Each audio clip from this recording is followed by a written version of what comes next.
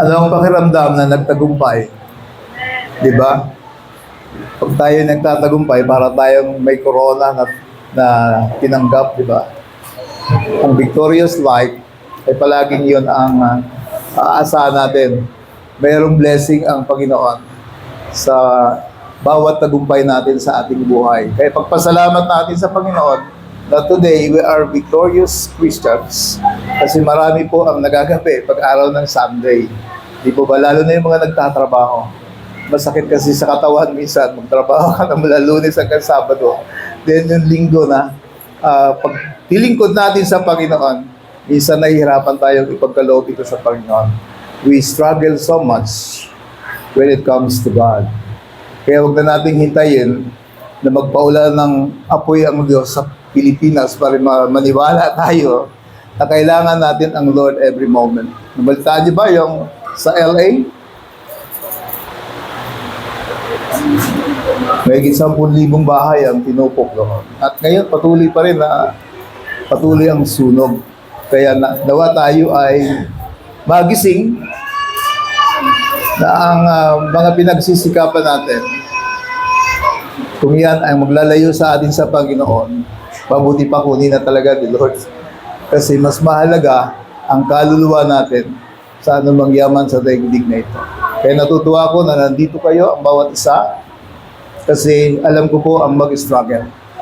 Alam ko po kung paano ang hirap bumangon sa umaga, lalo na kung nangangailangan ka ng kapahingahan. Pero ang totoong kapahingahan ay na kay Lord. Wala po sa masarap na aircon, wala po sa masarap na pagkain. Kasi pagkatapos mong makain yun, magugutom ka ulit. Pero yung kay Lord, pwedeng tuloy-tuloy ang ating kapahingahan kay Lord kung tayo magtitiwala lang. Kaya ngayong umaga po, ang series po natin is Encountering with God. Ang una nating pag-aaralan ay kung paano na-encounter ni Noe ang Diyos natin. Yun po yung ating unang pag-aaral kasi ang tema natin sa buwan na ito is Encountering with God. Ito ay kasunod doon sa plano natin na ang bawat JCCA family ay maalam nila kung ano yung yugto ng buhay nila. Dapat ang unang mong yugto ay yung ma-encounter mo si Lord. Nakilala mo siya na siya ang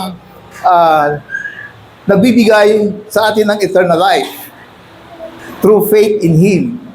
Pag nakilala mo na siya, then kailangan kang ma-equip sa buhay mo sa daigdig na ito. Kasi sanay kang, ang ginagamit mo ay yung lakas mo at sarili mong talino. Hindi ka nananangan kadalasan sa Diyos. Kaya may away, di ba? Hindi natin pinapanalangin yung, sanay tayo na hindi natin pinapanalangin yung taong ayaw natin. Di po ba? Kaya, we have to be equipped bilang anak ng Diyos. Pag may kalaban, ano bang gagawin natin? Kailangan may equip tayo. Ang ating takbuhin sa JCCA is 4 E's. Yung first 3 months, kung ikaw tumanggap sa Panginoon, dapat totoong na-encounter mo si Jesus. Yung nandirito ka, pero wala kang true encounter with God, wala pong nabago sa buhay mo, walang nabago sa puso mo, kasi ang binabago ni Lord ay ang puso natin. So we can encounter God through the Word of God. Halimbawa, yun, John 3:16, pinagpaniwalaan mo by faith. Na kapag pinaniwalaan mo siya sa kanyang ginawa doon sa cross, yun ang entrance mo sa salvation by faith. But that faith is proven kung ano yung ginagawa mo.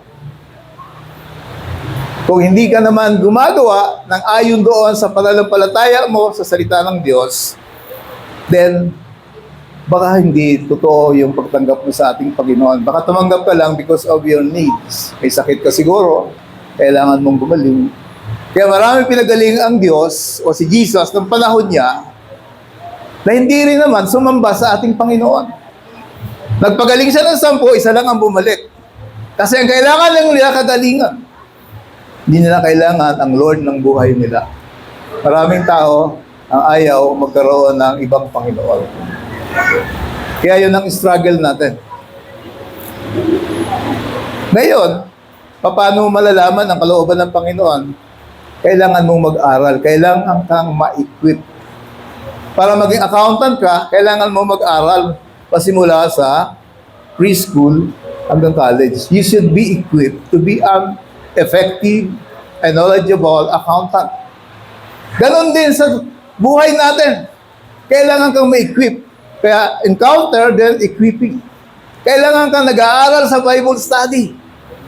Si Pastora masipag mag-Bible study sa online. Kaya wala kayong idadahilan na wala kayong oras sa Bible study. We have 24 hours. Kung nagtatrabaho ka ng 10 hours, 8 hours, kaya hiya tayo sa Lord. Ibig sabihin, 10 oras ka, 8 oras ka nagtatrabaho, wala ka kahit 1 oras para kay Lord. It is a shameful thing na mayroon tayong ganung ugali. At mahuhubog ka lang kung patuloy kang mag-aaral, patuloy mong tatanggapin ang iyong kahinaan at pagkukulang. Yun po yun, equipping. You will learn to be humble in the sight of God. Then, ang next 3 months, then yun ang regular. Then on the 9th month, 7th to 9th month, dapat engaging ka na. Ibig sabihin, nagmi-ministry ka na, pwede ka na mag-ministry. Kasi natutunan mo na magpatawad sa tao. It is a command to forgive. Kaya pag magmi-ministry ka at hindi ka marunong magpatawad, then magkakaproblema ka, kapatid. Kasi dapat alam natin ang sinabi ni Jesus na mayroong mauuna na mahuhuli. Mayroong mahuhuli na mauuna. Hindi po patagalan. Kahit patagal ka na, 10 taon ka na, kung you have no Jesus in your heart, ang mga pag-aaralan natin na ito, lahat yan, alingaw lang yan. There will be no power. The Word of God has no power over you kung wala ang banal na Espiritu sa puso mo. Kasi, ang mga utos at mga sinasabi ng Panginoon, parang imposible sa isang physical na tao. Pagod na ako, Pastor. Araw lang ng linggo ang pahinga ko. Di ba? Yun ang katwiran ng katawan natin. Yun ang katwiran nating fleshly desires. But if you have the Holy Spirit in your heart, matuturuan ka ng banal na Spirit to be strong in your spirit. Para ikaw ay magkaroon ng tamang pagkilala sa ating Panginoon. Engaging. At pagkatapos, on the unang taon mo dapat, marunong ka nang mag-win ng soul. Evangelism. Yun dapat ang pinakadulo ng buhay natin. Kaya kung tayo ay 5 taon na, 10 taon na, wala tayong nawiwin sa Lord, then you are stagnant in your faith with the Lord. Kasi it is a requirement for us to let our light shine sa ibang tao. Meron ka na bang naliwanagan? O sinarili mo lang yung liwanag mo? Hindi po yun ang purpose ng buhay mo, kapatid. Kaya ngayong umaga po, makikita natin dito, ito ang gustong gawin ng Diyos sa atin. Na-save tayo, our faith sa ating Panginoon. Dito si Noe at ang kanyang pamilya na-save through obedience. Through obedience. Kaya pag-aralan po natin ito ngayong umaga. God of salvation. Magmula 2,000 taon na nakakaraan, ang pagkilos ng Panginoon is to save mankind na hindi sila mapunta sa impyerno. Pero tingnan niyo po, how much you struggle. Diba? Hindi mo kaya yung kapatid na ayusin ang sarili mong buhay. It is not what you have and what you know. It is about who is in your heart. Hindi mo kayang sundin kahit ang 10 utos unless your heart ay nabago ng ating Panginoon. Kasi ang heart natin is a selfish heart, sabi ni Ezekiel. Kaya ang pangako ng Diyos, I will give you a new heart. Nung naborn again ka, there should be a new heart. Pero kung hindi mo ginagamit yung new heart mo, may bago kang kotse, mas gusto mong gamitin yung vintage car mo. Kaya ang buhay mo, the same. Hindi mo ginagamit ang new life na binigay sa iyo ng ating Panginoon. Hindi mo ginagamit ang salvation, the power of salvation over you, na lumakad doon. Kasi ang dami nating reklamo sa buhay. Yun po ang purpose kung bakit tayo nag-iipon every Sunday. So that you will be strengthened. Upang maalis ang mga mali mong akala sa sarili mo. Lalo na ngayon, nagkakalat ang media. Maraming mga false teachers and false prophets. Maraming mga akala nila marunong sila, nagtuturo sila. Kahit sa loob ng church, nagtuturo sila sa kapwa nila. Ang hindi nila alam, mali naman yung tinuturo niya. Those are very dangerous things. Pero kung alam mo ang totoo, madali mo siyang sabihan, mali yan sila sabi mo, kapatid. Hindi yan ang proper na tinuturo ng Diyos sa atin. Kaya we have to be equipped so that no one can deceive us. Maraming napahamak, pinaniwalaan nila yung kasinungalingan ng tao. Kailangan babalik ka palagi sa Word of God. Amen po ba? Palakpakan natin ang Diyos ngayong umaga. Mahal tayo ng Panginoon. Gusto niya tayong i-save doon sa dati ng kalagayan. Binasa na natin yung verse 9 to 22. Ibigay ko na yung introduction.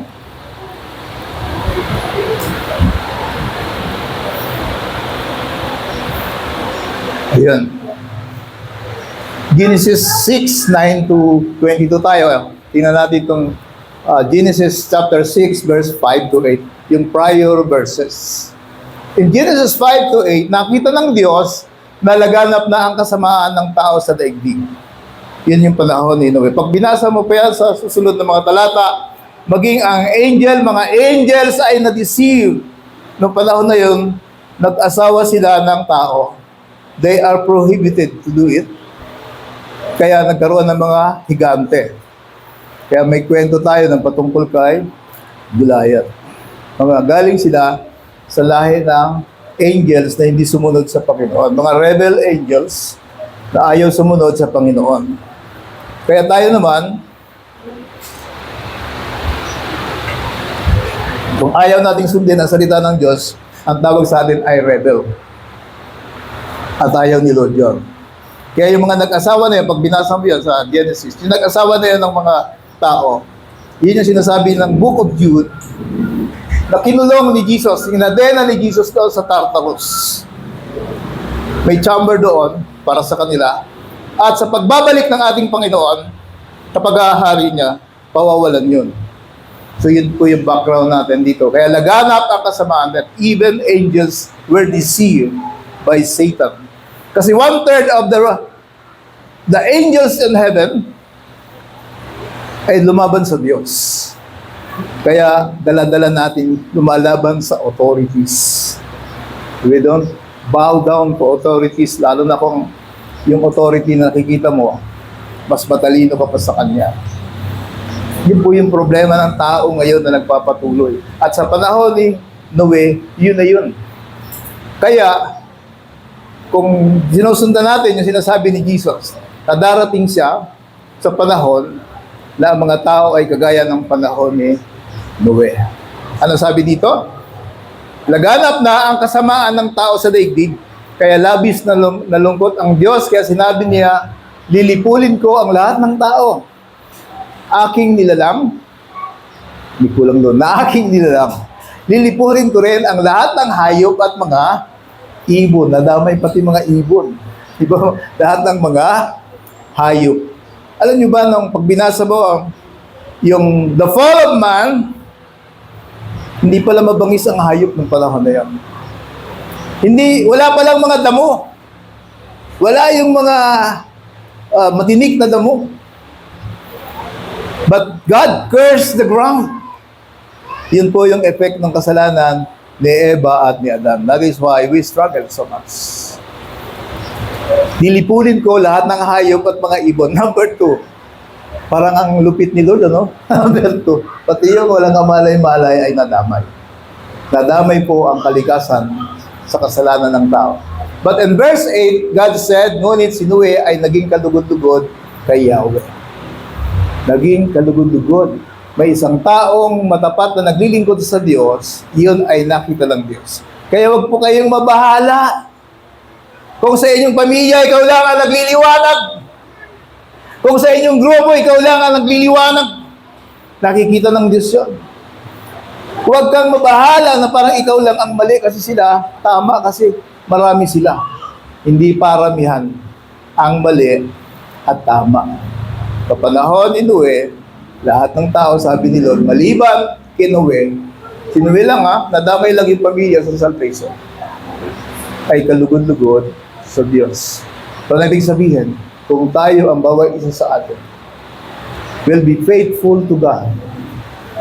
Kung si Noe, ang buong daigdig ay ginamit siya ng Diyos because of Him, tayo pwedeng gamitin. Because that is the purpose of God kung bakit ka binigyan ng bagong buhay. To save mankind, maging tayong instrumento ng Diyos to save people from hell. Amen po ba? Di ba masarap na gawin tayong kakampi ni Lord na tayo ang kanyang gagawing instrument para yung mga makasalanan ay makakilala dahil sa buhay natin. Alam niyo ba yon? You have been called to be a messenger of peace, a messenger of love, a messenger of transformation. Yun po yun. Isang tao lang yun si Noe, pero siya ang pinagmulan ng another ng mga lahi. Tayo, napakarami natin. That is why, ang sabi ni Lord, He expects na ang kanyang salita ay maikalat sa buong daigdig bago siya bumalik. While God commanded that all the earth to be cleansed of this pollution, He found a man with whom to begin again. Hindi po nakakaligtas kay Lord ang mga faithful na anak ng Diyos. Kahit na feeling mo parang ikaw na lang ang tama na sumusunod sa Panginoon. Hindi yun nakakaligtas sa kanyang paningin. Amen po ba? Palakpakan natin si Lord. Kaya huwag kayong mabahala kung mas marami ang gumagawa ng mali kaysa sumusunod sa tama. Kasi si Noe, siya na lang halos ang kinalugdan ng ating Panginoon. Number 3. Kaya ngayong umaga ay ating patuloy na pag-aaralan ang Genesis chapter 6 verse 9 to 22 upang ating lalong makilala. Ang purpose ng mga Bible study, ang purpose ng pag-gather natin para lalo nating makilala ang ating Diyos. So that our lives will really be changed. Hindi yung dati, ito ka pa rin. Tapos nasabi mo, ganito na kasi ako, pastor Hindi ka tinawag para maging ganito pa rin. Dapat wala na sa word, sa bibig mo yan. Ito ako, pastor, mahina ako. Dapat wala na yun sa bibig mo. Kasi ang sabi ni Paul, dapat yun ang kino-quote mo. Ang sabi ni Paul, when I am weak, when I am strong. Why? Because when you are weak, ang dapat na ginagawa mo, pumunta ka kay Lord. Hindi ka nagre-reklamo kay Lord. Lord, I am weak today. Pwede ba bigyan mo ako ng extra kalakasan, Panginoon? Yun ang dahilan kung bakit minsan hinahayaan ni Lord na weak tayo so that we will learn to be humble in His sight. Maniwala tayo na kailangan natin tuwi-tuwi ng ating Panginoon. Yun ang pag-aaralan natin na ang Diyos is a God of salvation. Hindi niya dinesire ang punishment. He is a God of salvation. But He is also a Diyos na nagpaparusa sa sino mang kakalaban sa Kanya. Walang pwedeng kumalaban sa Kanya. Kaya pag-aralan mo ang Biblia, kapatid, mag-aral ka mag-Bible study, hanggang sa dulo ng Biblia, ang Revelation, makikita mo kung saan pupunta yung mga kumakalaban sa ating Panginoon. Then, yung first point natin, 3 puntos tayo. First point, God sees the people of the earth filled with corruption and violence and decided to destroy them all. Yun yung unang point natin sa verse 9 to 13. Nakita ng Diyos ang lahat ng tao na punong-puno na ng corruption. Ano ibig sabihin ng corruption? Mukhang siya pa rin, pero corrupted na yung mind. Corrupted na yung ginagawa. Hindi na yung intended purpose ni Lord ang nangyayari. Then sa Christian nangyayari din yun. Tinawag ka to be a new person, but still, palagi mo sinasabi kasi ganun po ako, pastor, then you are not growing from your calling. Kailangan ka, kapatid, gumising-gising. Sabi mo sa katabi mo, gising ka, kapatid. Pero hindi ikaw yun. Di po ba? Hindi ikaw yun. Okay, letter A.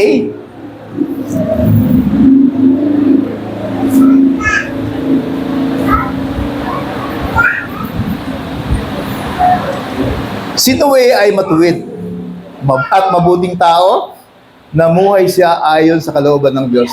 Yung term na namumuhay ayon sa kalooban ng Diyos. Diba?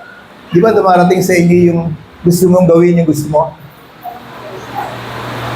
Kahit sabihin may nagpaalala sa'yo, hindi yan, ayaw ni Lord yung ganyan. O, diba? Nasubukan mo na ba na gawin pa rin yung gusto mo? Ang tawag doon, nabumuhay ka ayon sa kalooban mo. Meron naman mga taong ayaw gawin. Hindi niya ginagawa yung gusto niya lagi, pero ayaw naman niyang gawin yung gusto ng Panginoon. Ang tawag doon is a sin of omission.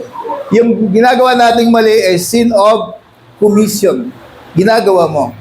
Pero yung mga bagay, sabi ng Bible, may mga bagay na dapat mong ginagawa pero di po ginagawa, then you are sinning against the Lord. Kaya hindi po totoo na kapag nananahimik ka lang sa bahay mo, wala ka namang inagrabyadong ibang tao, then you are sinning also against God. Kasi sabi ni Lord, remember, ano sabi sa aklat ng Hebrews, huwag niyong kaligtaan ang bawat pagtitipon. Pag wala ka sa pagtitipon, then you are violating the command na huwag kinakaligtaan ang pagtitipon. Diba? So, kaya, we can always, kasi gusto ipakita sa atin ni Lord na lahat ng gusto niyang ipagawa sa atin, hindi mo yan magagawa, anak, unless mag-aral ka sa akin. Unless hayaan mong ako ang gumawa para sa iyo. Amen po ba? Palakpakan natin si Lord. Yun ang mga pagkukulang at pagkakamali natin. Alam mo, pero ayaw mo si Lord ang gumawa para sa iyo. Di po ba? Ayaw nating lumapit kay Lord para siya ang magbigay ng tagumpay sa atin. Matuwid si Noe at may 3 siyang anak na lalaki. Talagang sinadya ni Lord na puro lalaki ang anak ni Noe, no? Si Shem, si Ham, at si Japheth. Noah was different from the rest of humanity.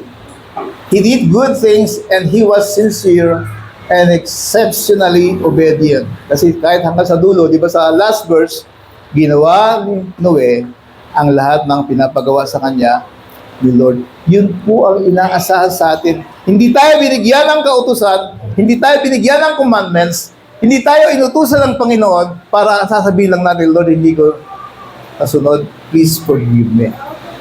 Hindi po yun ang inaasahan ni Lord sa atin. Kaya letter B natin, sa verse 11 to 13, sinabi ng Diyos na maliban kay Noe, lahat ng tao sa daigdig ay masasama na.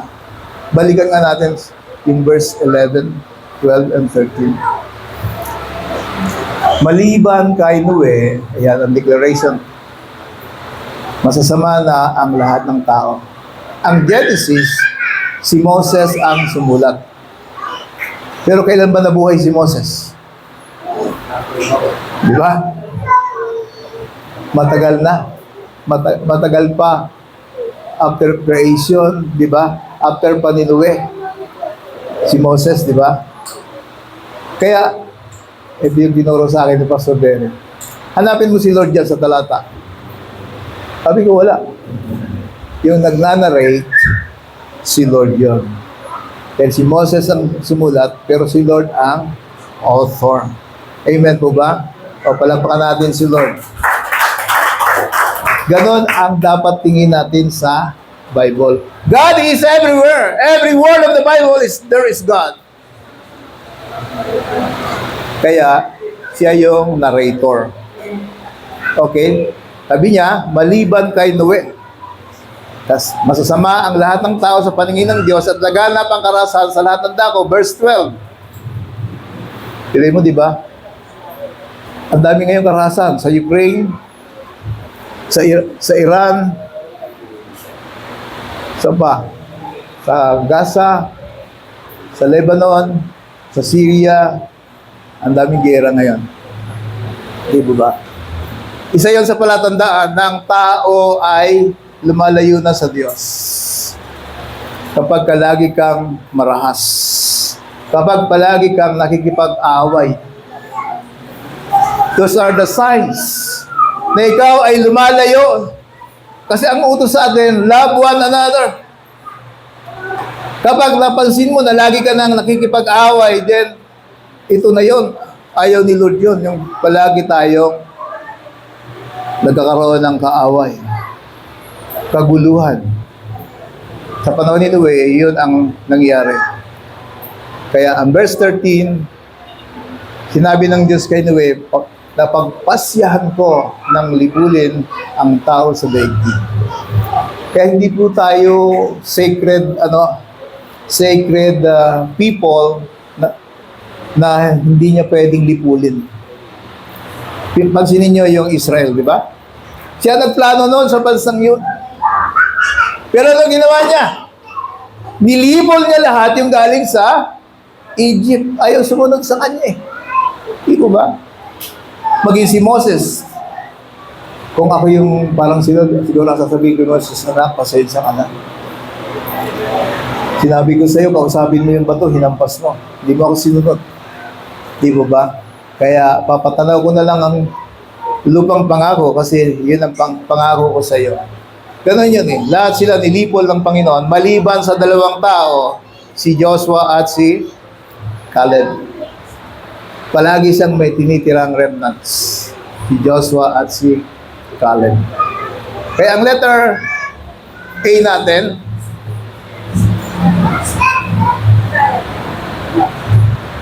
si Noe ay matuwid at mabuting tao, namuhay ayon siya sa kalooban ng Diyos. Tayo pag gumagalaw, nagpaplano ayon sa kalooban natin. Din tingnan natin yung kalooban ba natin, meron tayong binabiolate na kalooban ng Panginoon.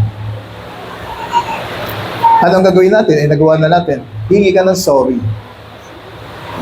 Magko-confess ka kay Lord. Yun po ang requirement lang sa atin, to be forgiven. Kailangan lang nating sabihin sa Kanya, ang sabi ng 1 John 1:9, if you will confess, ang Diyos ay tapat, patatawarin ka. Kaya, normal na tayo ay hindi pa perfect.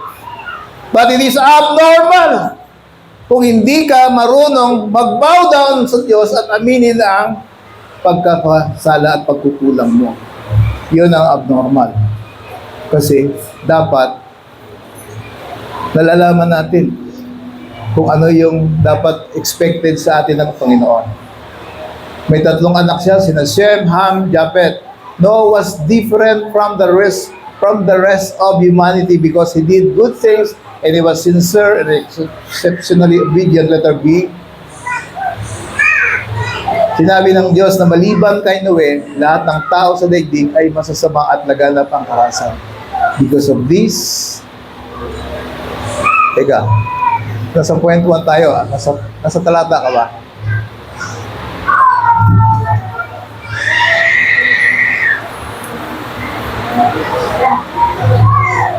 Okay.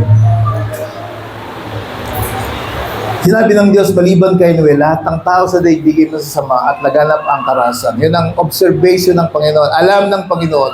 Because of this, God told Noah He would judge the wicked along with the earth. Every human being has now a death sentence. Alam niyo ba yun?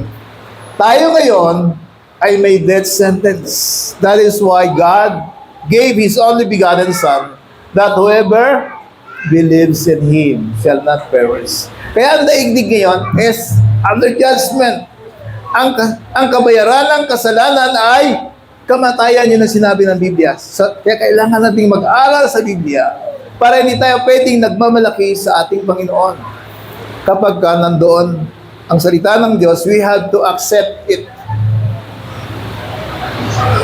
Yun ang totoo. Di po ba? Kaya, He will judge the wicked. Ano ibig sabihin ng wicked? Alam mong mali, pero gusto mo pa rin ginagawa. Wicked na ang heart mo. Di ba? Kaya letter C natin. God told all this to Noah with the intention of saving Noah and his family. Wala pang Biblia noon. Mismo ang Diyos ang nangungusap. Today, the Bible is the Word of God. Kaya may Bible, kasi ang intention ng Bible is to save us. Hindi yan pampatulog. Biruan mong araw. Pag daw siya ay nagbasa ng Biblia, siguradong wala na siyang closing prayer. Bukas na lang siya mag-pray, opening prayer ulit. Kasi nakakatulog daw siya every time na binabasa niya ang Bible. So, minsan nagtatawanan kami noon, pero ngayong natututo na ako. Sabi ko, hindi pala dapat kami natawa. Dapat pala pinag-pray namin yung tao yun kasi parang ginawa niya pang parang hindi siya remorseful doon. Hindi niya alam yung effect noon na parang ginamit niya yung katatawanan yung salita ng Diyos. Di ba ba? God told this to Noah. Ngayon tayo, sinasabihan tayo based on Genesis chapter 6. Dapat pag nakikinig ka, God is speaking to you based on the Genesis chapter 6. Bakit?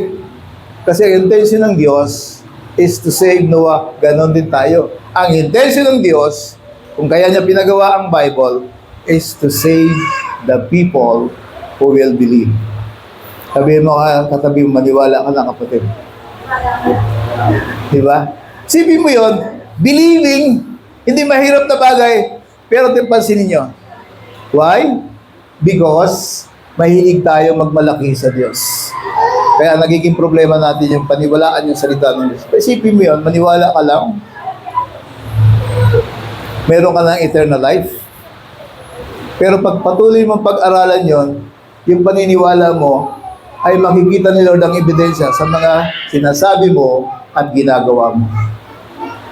It is the fruit of your faith kung ano yung ginagawa mo. That is why sa heaven ay merong book of deeds. Para patunayan sa iyo ni Lord, tinanggap mo nga ako, pero pagkatapos mo ako tanggapin, iba ang buhay mo. Ito yung pinaggagawa mo. Recorded po yun. Hindi mo pwedeng i-contest yun. Kaya wala ka sa book of life. Ganun po yun. Kasi sabi ni Moses, burahin mo na rin ang Lord, ang pangalan mo sa book of life, kung papatayin mo rin lang ang mga taong pinalaya mo mula sa Ehipto dahil sa kanilang katigasan ng ulo. Grabe si Moses, ano hamunin mo ang Diyos, naburahin na yung pangalan niya. God is merciful. Kapag hindi natin sinusunod si Lord, para natin hinahamon si Lord. Ayaw ko yan, Lord. Di ko gusto yan. Nahirapan ako dyan, Lord. Di po ba? Then hinahamon para natin hinahamon. Kaya kung hindi siya merciful, baka matagal na niyang ginunaw ang daigdig sa panahon ngayon. Di ba? Pero makikita nyo, yung pinagtawanan ang Diyos sa Brazil, di ba pinabaha niya yung lugar na yun? Binaha yun. Yung lugar na yun. Nagpaparamdam lang siya. Kasi mahal na tayo. Kaya pag may sakit tayo, nagpaparamdam si Lord. Alam niyo ba yun? Kasi siya ang totoong nagpapagaling. Amen po ba? Palakpakan natin si Lord.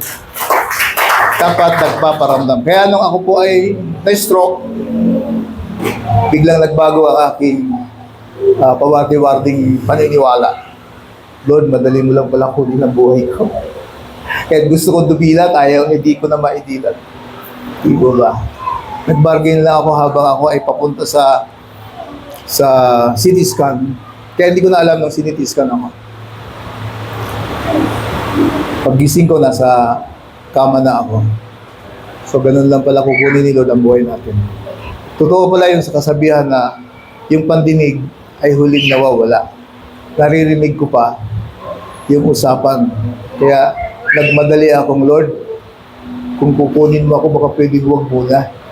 Meron pa tayong gagawin sa pabahay. That is why, mahal ko ang pabahay. Ito yung binargin ko kay Lord. Amen po ba? Palagpakan natin si Lord ngayong umaga. Kaya pag tinanong ako ni Pastora, Love, ikaw muna ang Lord sa pabahay. Yung ba sinabi sa'yo ni Lord? Hindi. O hindi naman pala eh. Yan ang problema mo. Papagod ako. Hindi magpahinga ka. Ang kapahingahan, nandyan lang yun. Nasa atin lang yun kung igagarap natin to rest. Di ba ba? God told all this to Noah with the intention of saving Noah. Ang Biblia, ang intention ng Panginoon is to save people. Ang intention kung bakit inatasan niya ang tao na ipangaral to save people, those who will believe in His words. In the midst of such corruption and judgment, there is grace. There is grace. Ano ibig sabihin ng grace? Ano bang binigay sa iyo ni Lord? Hindi dahil yan na-earned mo. Ang dapat nga sa iyo ay parusahan. Pero binigyan ka pa ng gift. Diba? Lahat tayo may gift. Alam niyo ba yan? Lahat kayo, lahat tayo may gift. Basahin niyo po ang 1 Corinthians chapter 12 and Romans chapter 12. Nandoon ang iba't ibang gift. We are gifted free. Libre pa tayo binigyan ng gift at kakayanan. Sabi ni Rick Warren, we have more than 700 abilities na binigay ng Panginoon sa atin. Ilan doon sa 700 abilities na ginagamit mo para sa Panginoon? Hindi yan binigay para lang sa iyo. Part of that abilities and gift dapat ginagamit natin kay Lord. In the midst of such corruption and judgment, there is grace. God wanted to save a remnant of the family of Noah.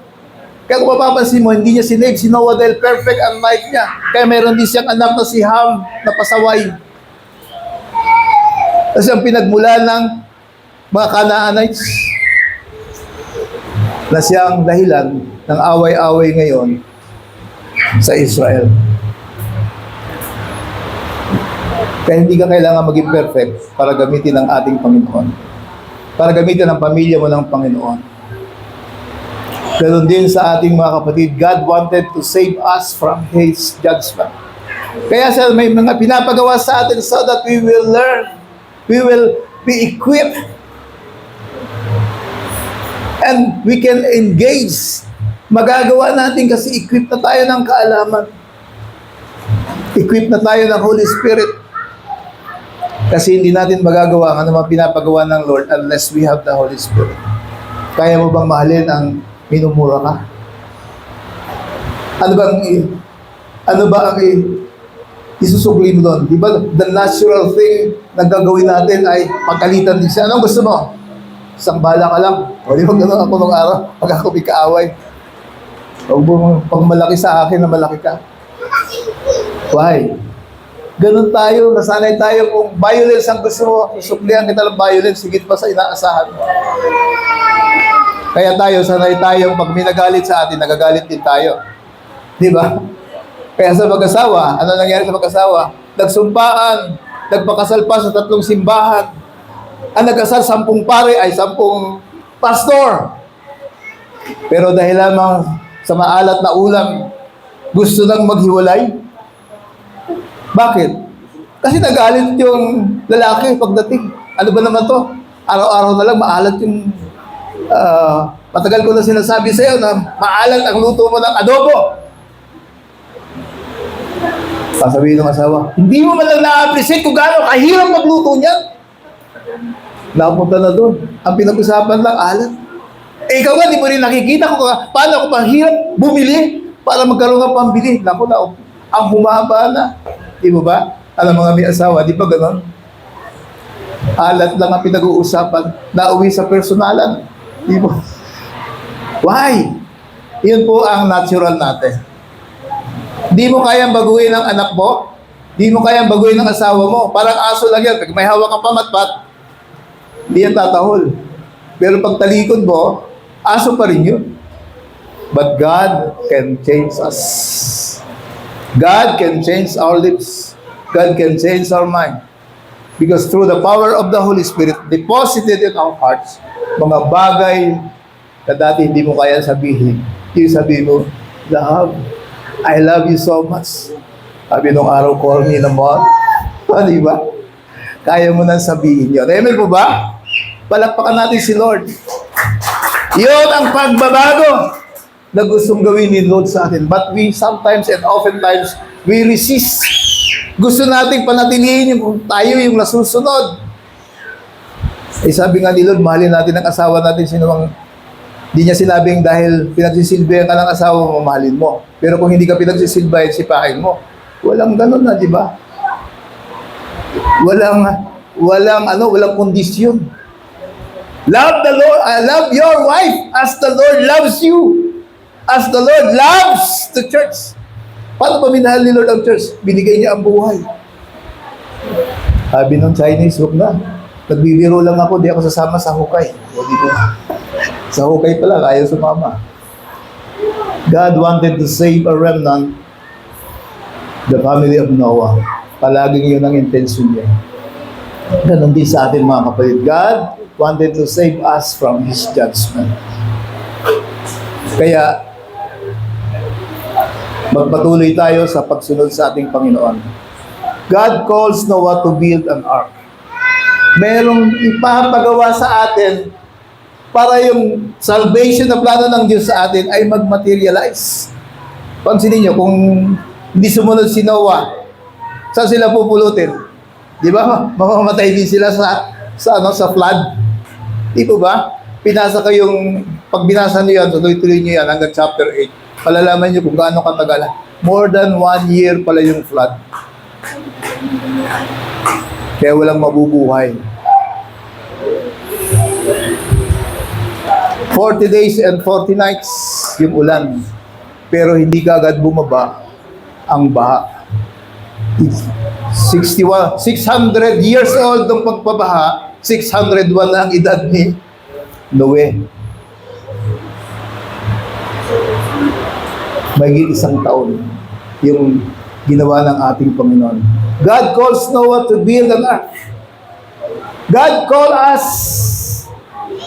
to be the light of this world, to be the salt of this world. Yun dapat ang tinatanong natin. Nagko-comply ba tayo doon sa calling ng ating Panginoon? We should see ourselves according to the calling of God.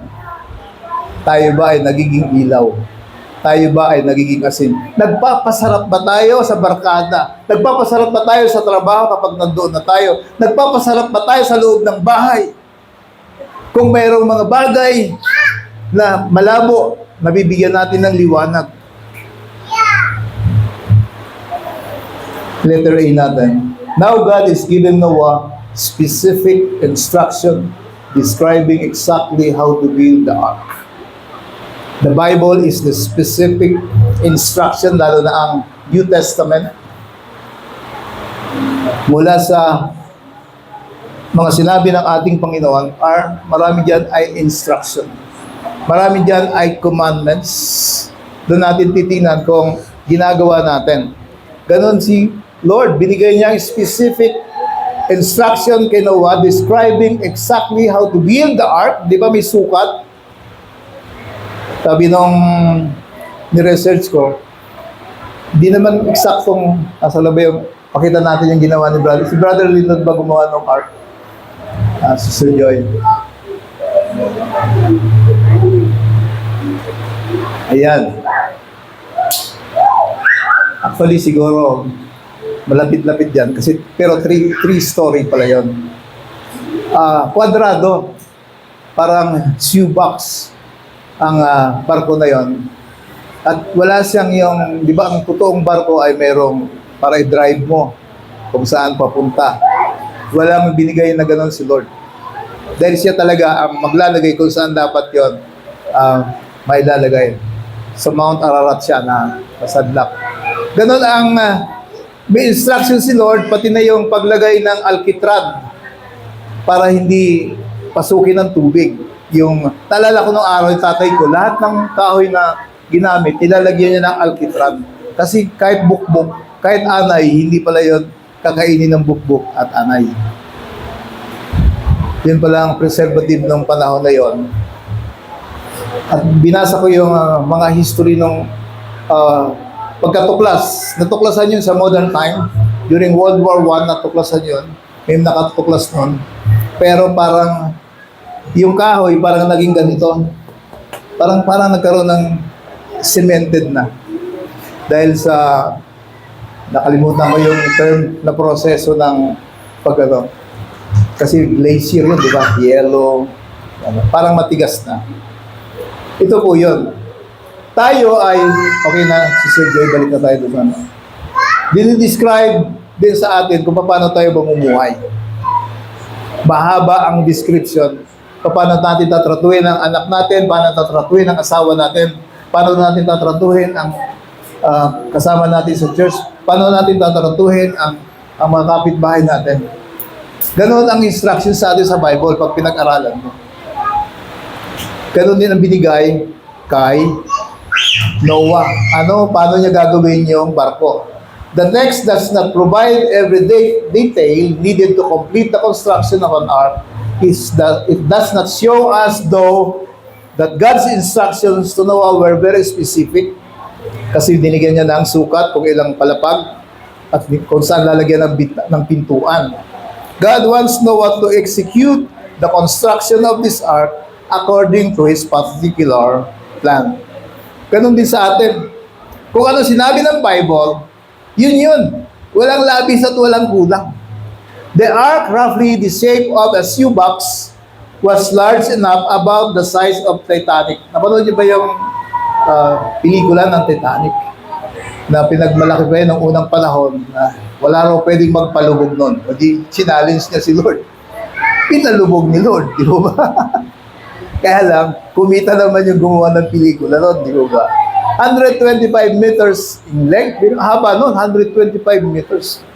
Baka hanggang doon.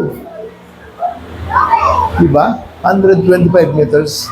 Tapos yung luwang, 22 meters. Tapos yung height, 13.5 meters. God instructed Noah to cover it inside and outside with pitch, yung alkitran. The pitch work to waterproof the wood. It is possible that God wanted it to be preserved for a long time. Kasi hanggang sa modern time, natuklasan pa yon. Kaya siguro doon sa Mount Ararat, kasi puro yelo pala doon. Kaya mapipreserve.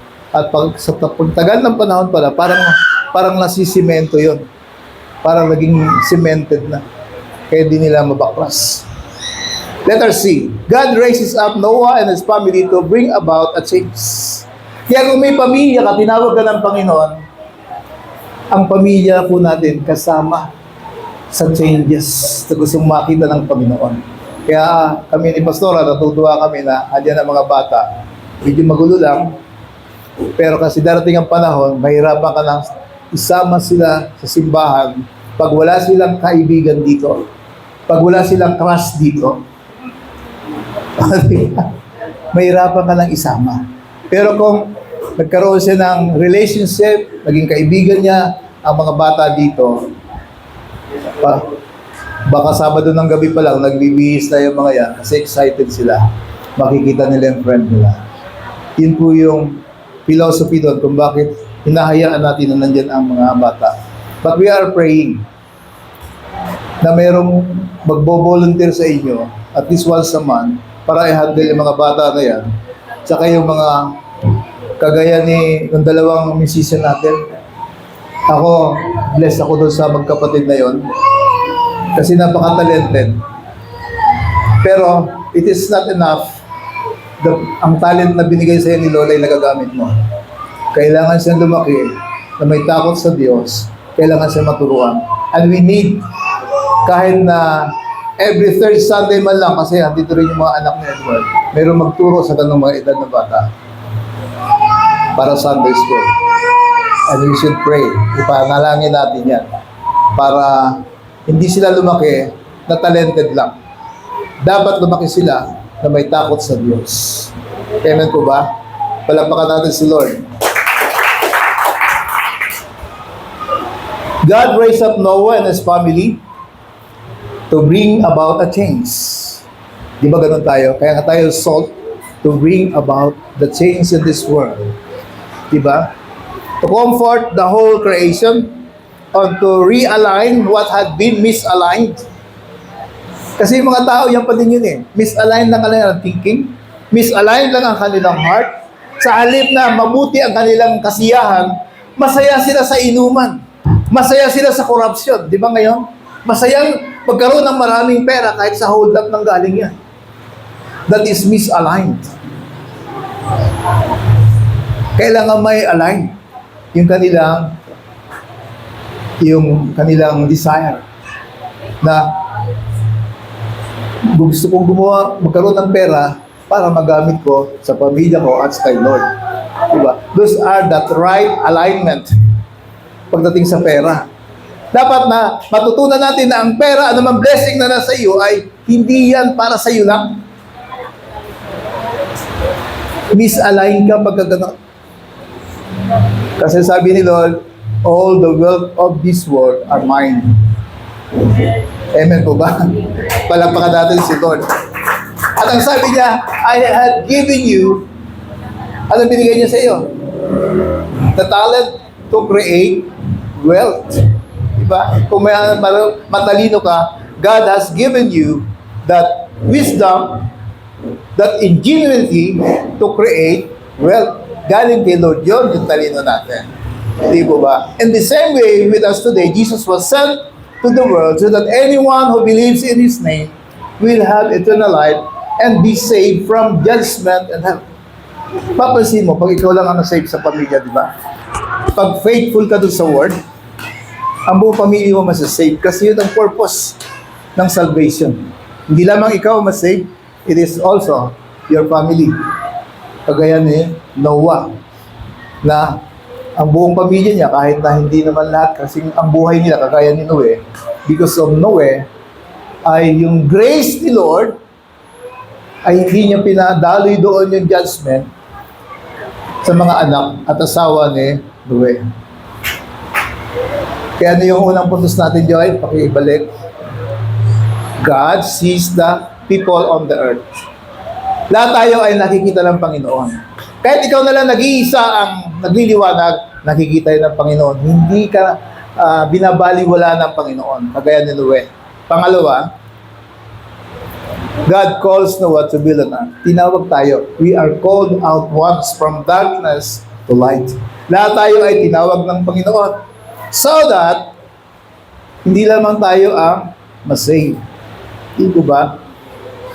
Kaya ang pangatlo po natin, pangatlong puntos natin sa 17 to 22, God gave the reasons why the ark must be built.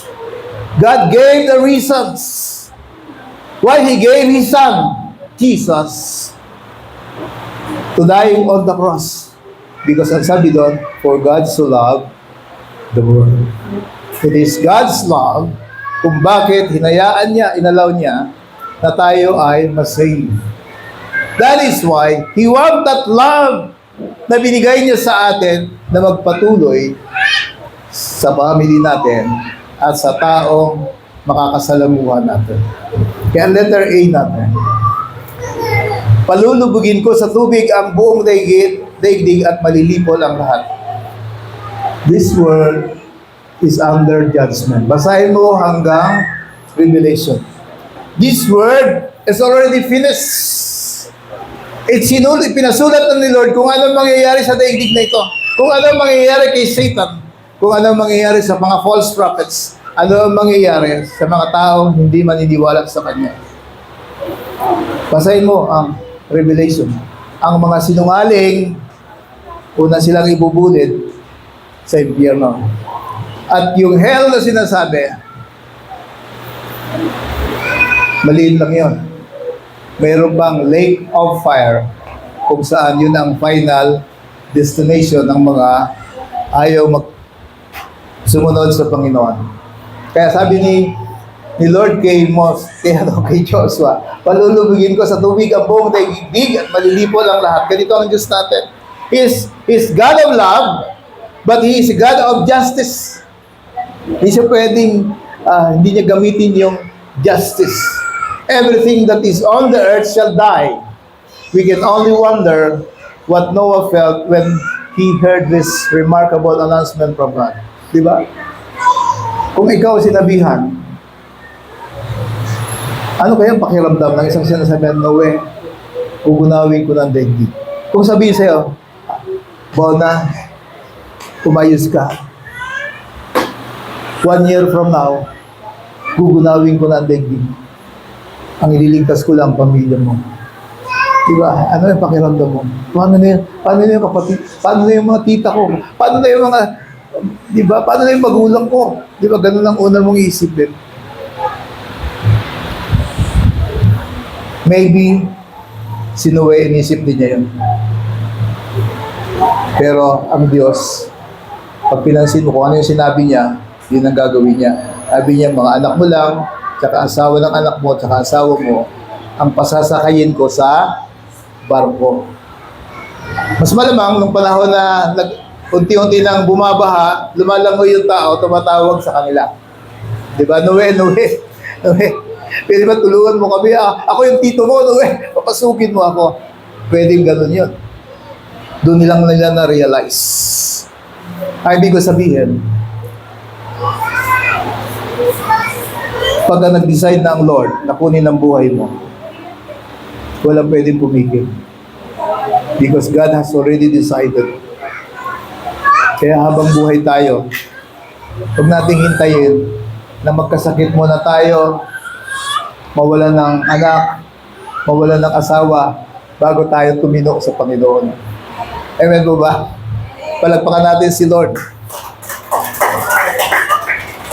Everything that is on earth shall die. I will establish my covenant with you. Si Lord may covenant sa atin. Anong covenant niya? If you have accepted Jesus as your Lord and Savior, you will be saved. Yun ang sabi that is His covenant sa atin. Nag-establish siya ng covenant at tinupad niya yon, di ba? Tinupad niya yon. Pag binasa mo yung kasaysayan niya. Ang letter B natin. Despite the dramatic judgment coming, God will make covenant with Noah and his family. God will use also Noah to save a remnant of its animal. Yun ang beauty doon. Pati yung mga animals, gusto rin i-save ni Lord. Bagamat, lahat gusto niyang patayin, pati animals, pero nagtitira siya ng remnant. Yun po yung ginawa ng ating Panginoon. Ibig sabihin, ang Diyos natin ay full of grace. Kaya minsan, hindi pa tayo kinukuha ang buhay. Di ba ba? Nagpaparamdam lang sa atin si Lord. Di ba ba? Kaya pag nagparamdam si Lord, dapat talagang ayusin na natin ang pagsunod sa ating Panginoon. We cannot be complacent na sasabihin mo ay save na rin naman ako. So, bago ako kunin ni Lord, hindi niya allow na hindi ako ma-save. That is a false doctrine. Kasi, pag tinignan mo ang kasaysayan, hindi ganun si Lord. Pag hindi ka sumusunod, that is rebelling against God. Sa lahat ng ayaw niya, yung kagaya ni Satan na nagre-rebel sa kanya. God will use Noah to save a remnant of each animal so the earth could be repopulated by people and animal after the flood. God commanded Noah to take all the food He called for them to eat and also food for all the animals. Alam mo, iniisip-isip ko, sa loob ng isang taon, may mga nanganak na doon, ng mga hayop, di ba? Kasi by pair eh. Kasi iniisip ko, paano iipunin mo yung sa loob ng isang taon yung kakainin mo? Mas malamang, yung mga hayop, yun na rin yung kakatayin ni Noe kasi nanganak yun. Kasi biri mo, i-compute mo kung ilang hayop ang nandoon. Pag sabay-sabay na lang anak yun, ay yung ibang hayop, every 6 months, nabubuntis eh. O, di ba? Ha? O, manok, naging itlog, di ba? Kaya, dumami yun, bigla, di ba doon? Kaya sabi ko, oo nga, kaya may pagkain sila. O, di ba? Saan sila kumuha ng pagkain, di ba? For 1 year. So, galing ni Lord magplano. Di ba? Sabi niya, magdala ka lang ng ganito, at magdala ka ng pagkain para may makain kayo at yung mga animals. O, di po ba? Letter C.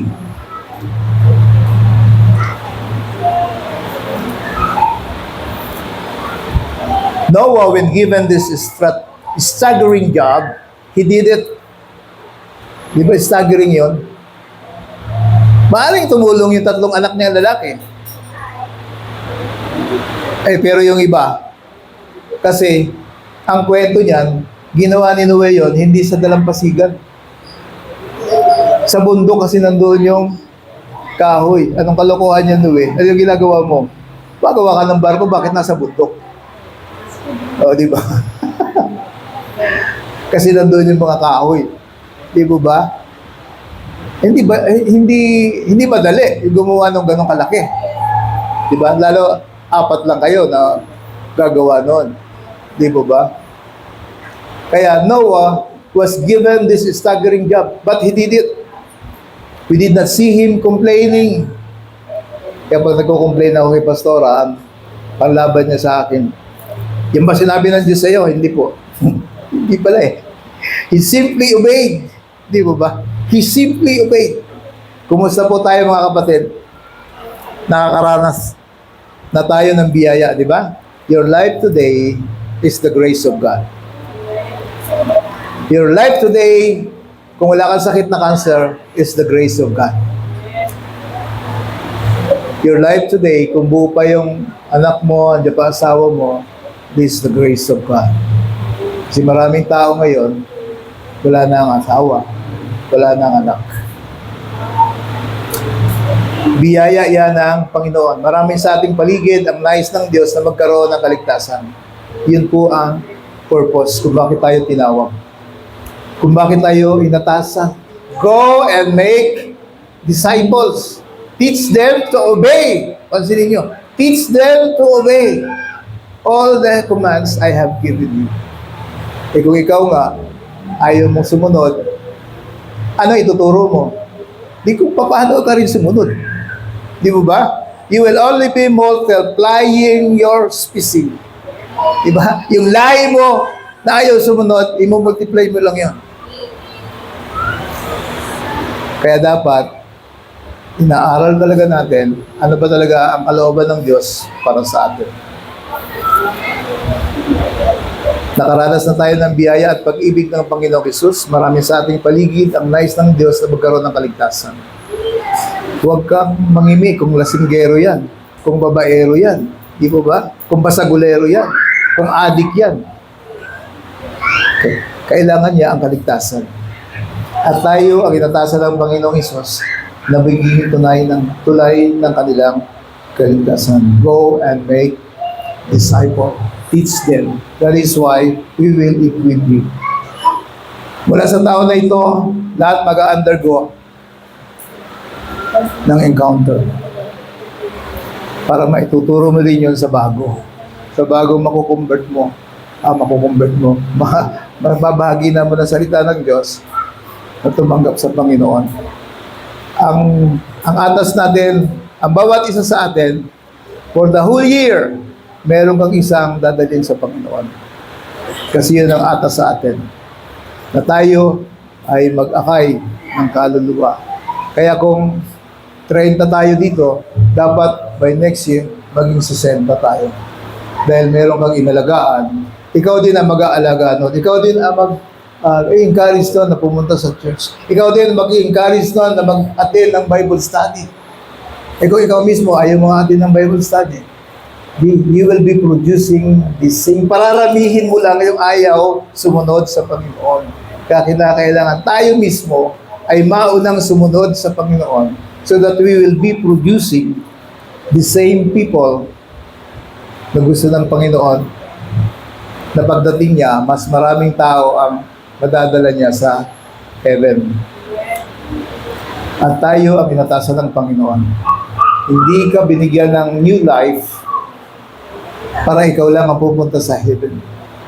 Hindi pinreserve ni Lord ang lahi ni Noah para sila lang ang mabuhay sa daigdig na ito. Ang sabi ni Lord, kung para sa inyo magmumula ang mga tao sa daigdig na ito. May purpose ang salvation niya kay Noah. May purpose din ang salvation natin, na hindi lang tayo ang dapat nandoon titira sa heaven, bagkus lahat ng taong nabahagi na natin ng salita ng Diyos, lahat ng taong tumanggap sa ating Panginoon will also be in heaven.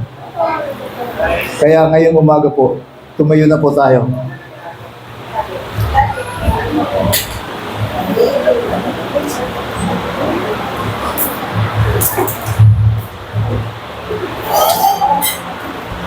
Yung tatlong bagay na dapat natin alalahanin. 3 points na dapat nating alalahanin sa ating pag-uwi ngayon.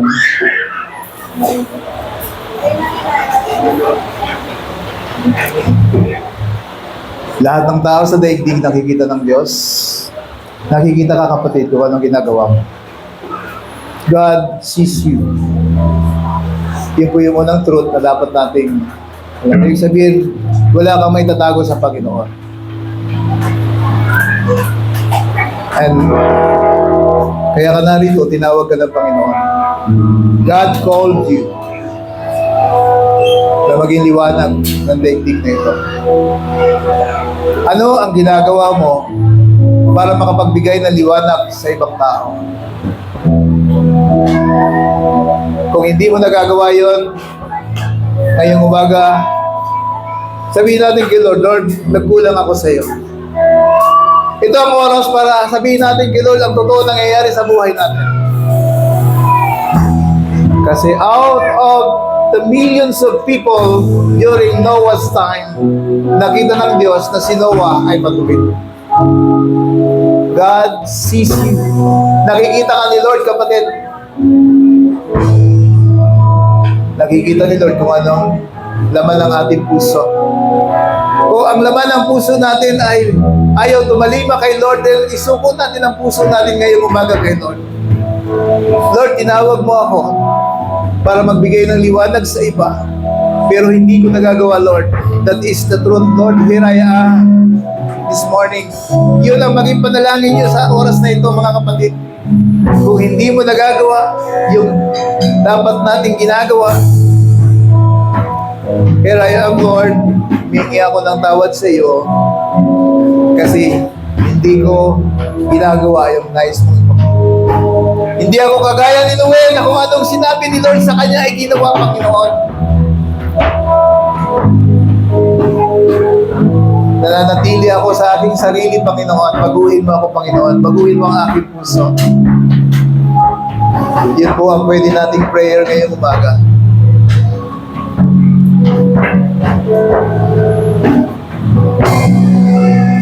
Bakit kailangan kang i-build ng Panginoon? Kasi nais niyang mas marami pa makakilala sa Kanya. Na sa buhay mo, sa buhay natin, nais ni Lord na mas marami pa ang masave niya sa pamamagitan ng buhay natin.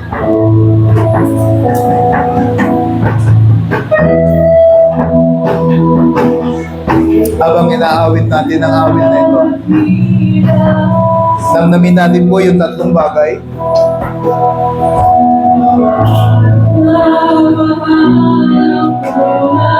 Yes, Lord, minahal mo kami.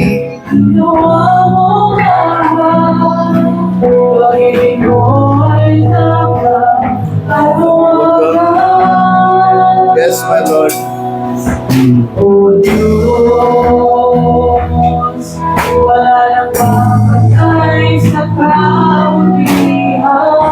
Yes, Lord, napakabuti mo sa amin, Panginoon.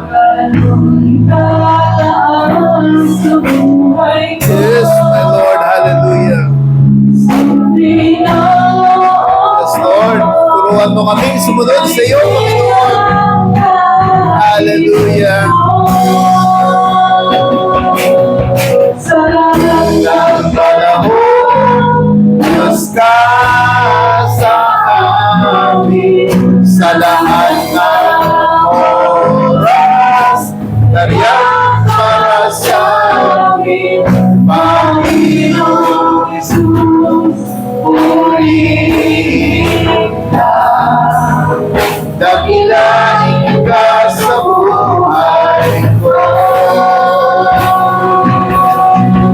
Sa lahat ng panahon, Diyos ka sa amin, sa lahat ng oras, nariyan para sa amin, Panginoon Jesus, purihin ka.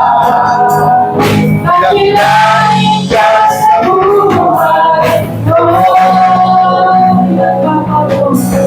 Di nagbabago, Diyos ka sa amin, aming sandigan, nariyan para sa amin, Panginoon Jesus, pagkain ka. Magliwanag ka sa buhay ko. Yes, Lord, magliwanag ka. Panginoon. Diyos ka sa amin, aming sandigan, nariyan para sa amin, Panginoon Jesus, pagkain ka. Magliwanag ka sa buhay ko. Magliwanag ka sa buhay ko.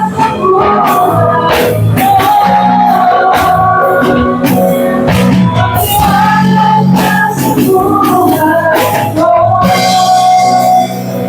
Magliwanag ka.